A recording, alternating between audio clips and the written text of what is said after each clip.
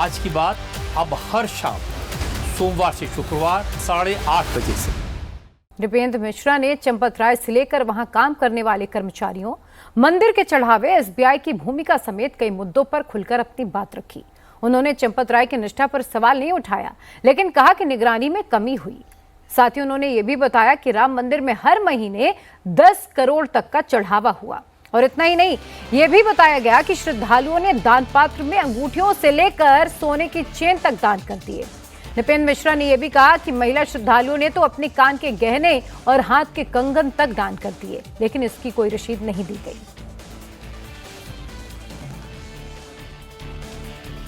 ये पता लगा कि दान पात्र में, दान पात्र ही तो होता है जी, कुछ दर्शनार्थी श्रद्धालु भावनात्मक एक तरीके से प्रेरित होकर अपनी अंगूठी निकाली, उन्होंने उस दान पात्र में डाल दिया। कान के बूंदे हैं, दान पात्र में डाल दिया। सोने की चूड़ियां हैं, दान पात्र में डाल दिया। अब इसका रिकॉर्ड नहीं है क्योंकि उन्होंने रसीद भी नहीं ली और उन्होंने यह भी नहीं लिया कितने कैरेट का है। अब जब दान पात्र उल्टा जाएगा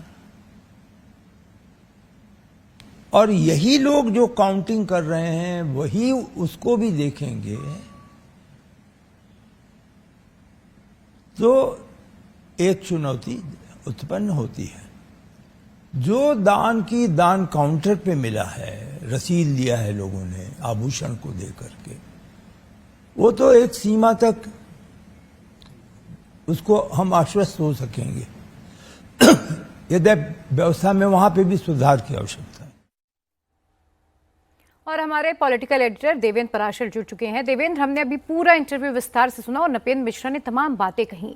आपकी और क्या बात हुई? चोरी हुई, नहीं हुई, पैसों को लेकर कितना हेरफेर हुआ, क्या बातें आई?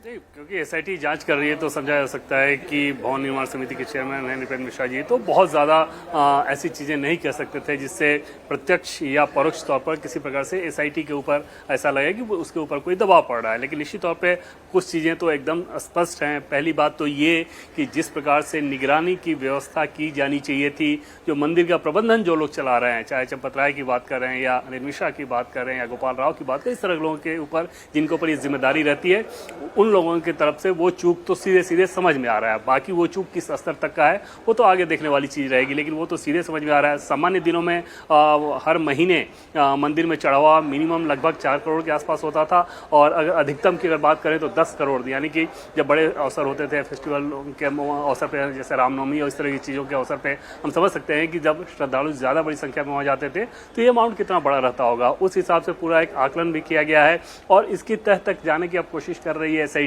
और पर डे लगभग 10 घंटे दे रही है, 10 घंटे 12 घंटे लोगों से पूछताछ करके इंडिविजुअल भी पूछताछ हो रही है, ग्रुप पूछताछ भी हो रही है, मनी ट्रेल खंगाला जा रहा है कि आखिर ये कब से शुरू किया गया। ये सबसे बड़ा चैलेंज ये है, कौन कौन से लोग उसमें शामिल हैं, क्या सिर्फ लापरवाही का मामला है या फिर ऊपर वहाँ जो लोग थे वो सीधे से इन्वॉल्व हैं। ये सारी चीज़ें एसआईटी के जिम्मे होंगी। दूसरी चीज़ कि इस प्रकार की व्यवस्था चल नहीं सकती, उसके लिए भी उनका सुझाव है और जाहिर तौर पे उन्होंने बताया किस प्रकार से एक अनुभवी व्यक्ति को उसके ऊपर रखना चाहिए जो कि इन सारी चीज़ों की व्यवस्था संभाल सके। समझिए कि अगर पर डे तकरीबन कम से कम अगर 1 लाख श्रद्धालु जिस जगह पर जाते हों, अपने आप में उसको संभालना एक जनपद के प्रशासनिक कार्य को संभालने जैसा है। और उस लिहाज से उस व्यक्ति में इतना एक्सपोजर होना चाहिए, इतना अनुभव होना चाहिए कि नीचे तक न सिर्फ श्रद्धालुओं की पूरी सुविधा और व्यवस्था का ठीक तरीके से ध्यान रख सके, बल्कि किसी प्रकार की चोरी या मिसमैनेजमेंट ना हो, इस पर भी नज़र रख सके।